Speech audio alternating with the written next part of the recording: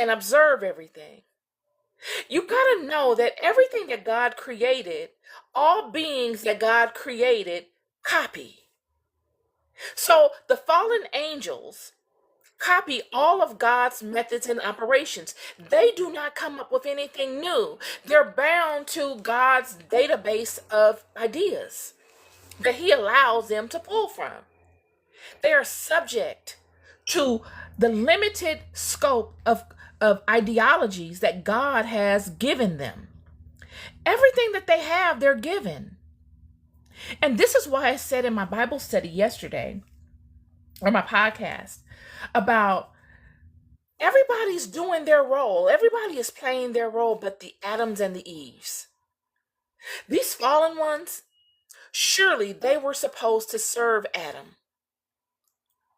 But if Adam doesn't hold himself at a level that commands them to serve them, then Adam will serve the fallen ones, and the fallen ones will manage Adam. This is what's going on.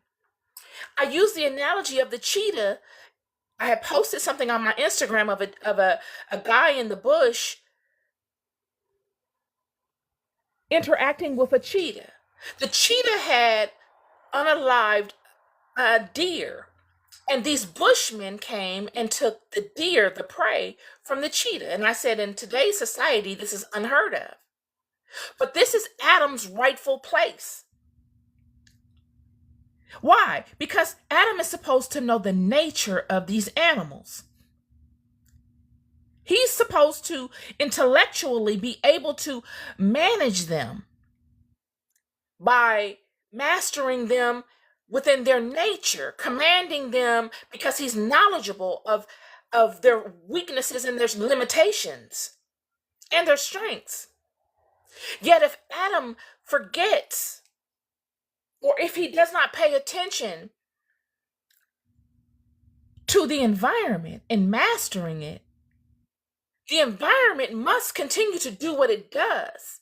And it continuing to do what it does, it will master Adam. Thus, the cheetah will master Adam, because Adam, if he doesn't pay attention to mastering it, will forget how to master it. And the cheetah will continue to do what it does. It will continue to hunt. It will continue to give Adam a challenge. Yet, Adam will not be able to overcome it because he has forgotten how to. These are the things that are going on. And this is on various levels. This is in the spiritual realm as well. There are spirits that are supposed to be managed by Adam and Eve. Yet they have forgotten their place in the system. And these spirits still go on and do what they do because they have not forgotten. Adam has. And in them doing what they do, constantly looking to overcome, constantly looking to find a way, that is their program. They now overcome Adam. They become Adam's master. And Adam has become their servant because he's forgotten their nature. He's forgotten. And no one's coming to tell Adam. No one's coming to give Adam the information so he can level up. And Adam in himself knows, I need to overcome, because this is a spirit that God puts in everyone, this desire to overcome. So Adam and Eve are both filled with this spirit of, I got to get over, but I got to overcome, I can overcome this. And he tries it at every turn, and he almost gets it, but he never ever gets it because he has forgotten the fundamentals.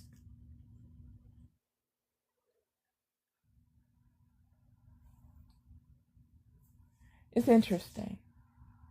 And these watchers, all of them are watching, observing. They're watching. And you have watchers on God's side watching to see what help does Adam need? What help does Eve need? And you have watchers on the opponent's side. What is going on? How is Adam struggling? Okay, what can we do to keep Adam struggling? Okay, what can we do to keep Eve struggling? Okay. You've got these varied forces, positives and negatives, all working and doing and playing their respective roles.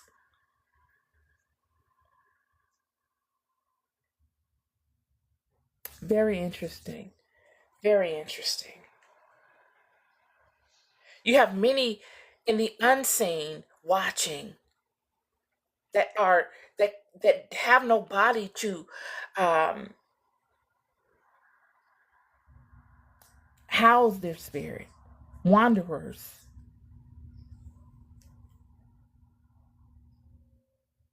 yet conscious beings.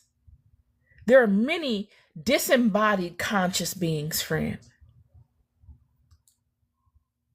Highly conscious.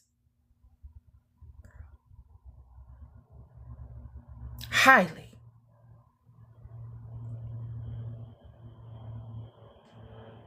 And these were the beings that Adam once dominated, or Adam's sons and daughters once dominated. They had them under control. When we look at King Solomon, we see the same thing. Having them under control. But these beings are so volatile. They don't want to be controlled. They're volatile. Their code is to not be controlled. Their code is to always try to find a way. This is how brilliant God created this system. Their code is to always look for a way to overcome.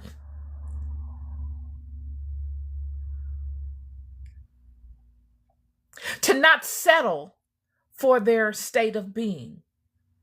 To never settle for it. To constantly wrestle with it.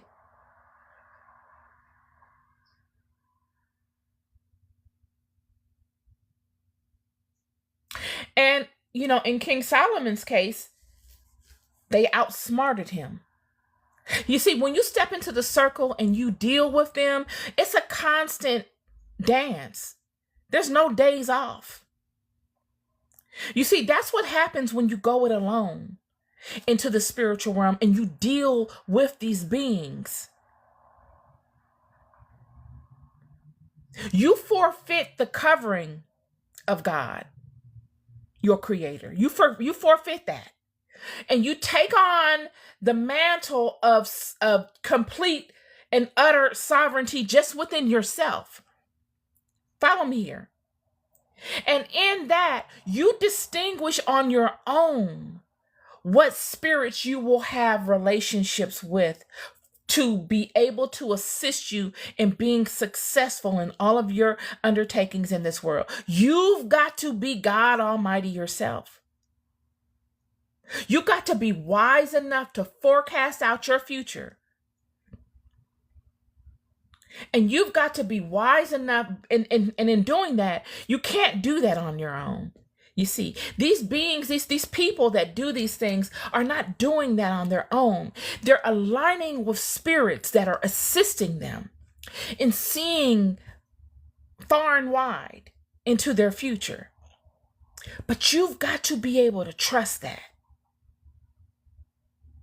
And you've got to be able to be smart enough to make it worth their while. Right? You've got to be able to be smart enough to make it worth their while so that they are honest with you, because they're very deceptive. Oh, these things, they're very deceptive. They're subtle. We see this with Eve. They told her the truth, but it wasn't the whole truth. The parts she really needed to know, they didn't tell her. They told her a truth. One truth. But there were many, many, many, many, many, many, many, many, many, many other truths to it that weren't as uh, attractive as that one truth was. It's the same way with these energies, spirits. They're always looking for their best advantage, as they should. This is what happens when you let the cat out the bag. It's hard to put them back in.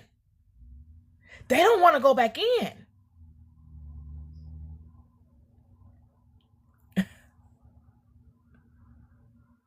They do not want to go back in, friend. So they will appease you for seasons. Yet they know the seasons don't last forever. There must be an expiration date to the seasons. And they're going to, like playing musical chairs, they're going to make sure that they got a seat when that season is up of them dealing with you, and that they have another seat somewhere else.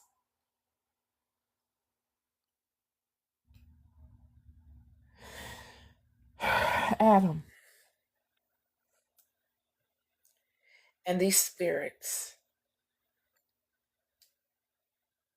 no one is more out of alignment than Adam and Eve. If God were to come today and reconcile the books, no one would be out of alignment more than Adam and Eve. I'm here to tell you, nobody would be more out of alignment. The angels, the demons, all the spirits would say, we're standing in our creation. We're doing what we were created to do. You put this component in us to always overcome, to always challenge, to always overcome, and to always look to challenge. The problem is that Adam and Eve haven't upheld their part of this bargain. And that's why everything is run amok. See, the whole system is contingent upon Adam and Eve standing in the totality of their creation. And when they don't, the system continues on doing what it was programmed to do. All the players continue on doing what they were programmed to do. It's just that Adam is not commanding them. They are commanding Adam.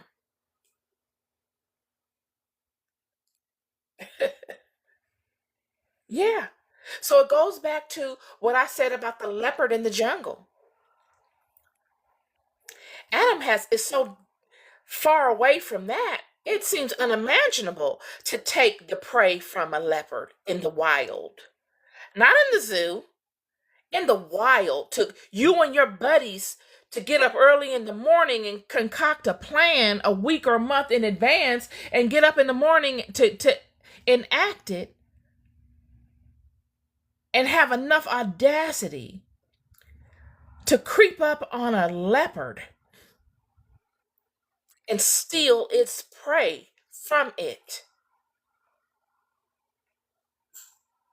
And actually do it. And not be attacked. Adam has gotten so far away from that, he doesn't even believe it's possible without a gun. He needs the creations to do it. Yet those in the video I showed didn't have anything but a tree branch. A tree branch. Thus, goes back to what I say. Him not standing in the truth of his nativity, his creation, the creation still go on. The animal kingdom still does what it was programmed to do. They are not in contempt.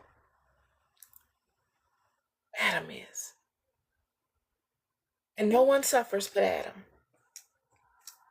Now the leopard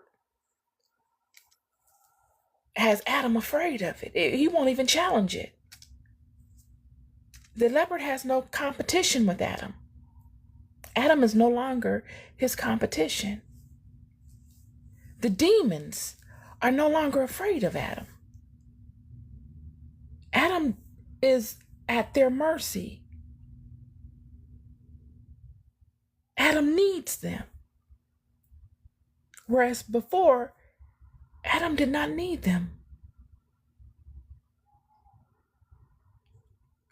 at all. But now, they will attack Adam. Whereas before, they wouldn't. Before, the leopards and the hyenas would never attack Adam. But as we see in the Apocrypha, Eve saying that they will now because he has forgotten the nature of them. When God created Adam first, he said, what? You have dominion over all of this. You name everything. In order to name something, you got to know its nature. This was showing that Adam was the dominant king of this thing. Nobody could contend against Adam. Nobody. But what's happened is they've come and added a sub layer on top of Adam's kingdom. A matrix. And they've given Adam tools and insight on how to create outside of the kingdom that's his. And he's gotten all glassy-eyed and everything over this new ideology, so much that he has forgotten the original state, his own kingdom. He's forgotten it. He cannot command it because he doesn't know how to anymore. Same way with King Solomon with these spirits. King Solomon getting all of this information from God to bind these spirits ended up getting bound up by them. They ended up controlling him, outsmarting him.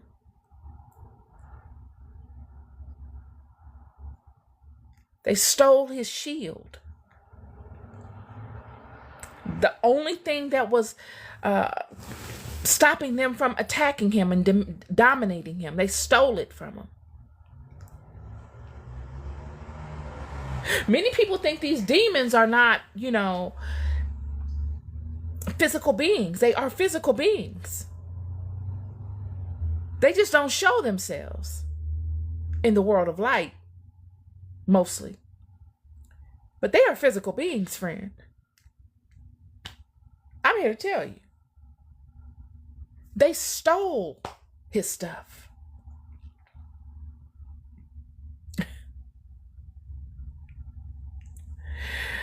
Anyway, I don't know how I got all off on that. I was talking about the Watchers. But you could call them a form of Watchers as well because they're always lurking and watching.